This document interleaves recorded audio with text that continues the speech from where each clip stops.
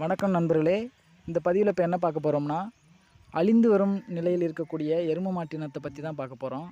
இப்போ பொதுவாக பார்த்திங்கன்னா, எருமை மாட்டை எல்லோரையும் நம்ம திட்டுறதுக்காக மட்டும்தான் யூஸ் பண்ணுவாங்க. உன்னைய பெற்றதுக்கு 2 எருமை மாட்டை பெற்றிருந்தா கூட பால் ஊற்றி சம்பாரிச்சலாம் அப்படின்னு சொல்லுவாங்க. ஆனால் எருமை மாட்டை திட்டுறதுக்கு மட்டும் யூஸ் பண்ணுவாங்க. ஆனால் யாரும் வளர்க்குறதுக்கு முன் வர மாட்டாங்க. இப்போ பார்த்திங்கன்னா, இங்கே ஒருத்தர் பார்த்திங்கன்னா நிறையா மாடு ரொம்ப நாளுக்கு அப்புறமா ஒரு இடத்துல வந்து அதிகமாக மாடு பார்க்குறது ரொம்ப சந்தோஷம். முன்னாடினா பார்த்திங்கன்னா வீட்டுக்கு ஒரு எருமை மாடு இருக்குதுன்னு சொல்லுவாங்க, கேள்விப்பட்டிருக்கேன். ஆனால் இப்போனா ஒரு ஊருக்கு ஒரு எருமை மாடு கூட யாரும் வளர்க்குறதில்ல. எருமை மாட்டோட பால் தயிர்னால் நல்லா திக்னஸாக இருக்கும்.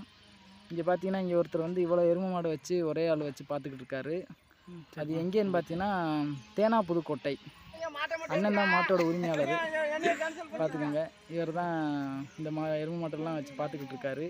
அவருக்கு ஒரு வாழ்த்துக்கள் சொல்லிக்கிறோம். பரவாயில்ல. இது எங்கே இருக்குதுன்னு பார்த்தீங்கன்னா இந்த இடம் பரமக்குடியிலேருந்து சிவகங்கை போகிற வழியில்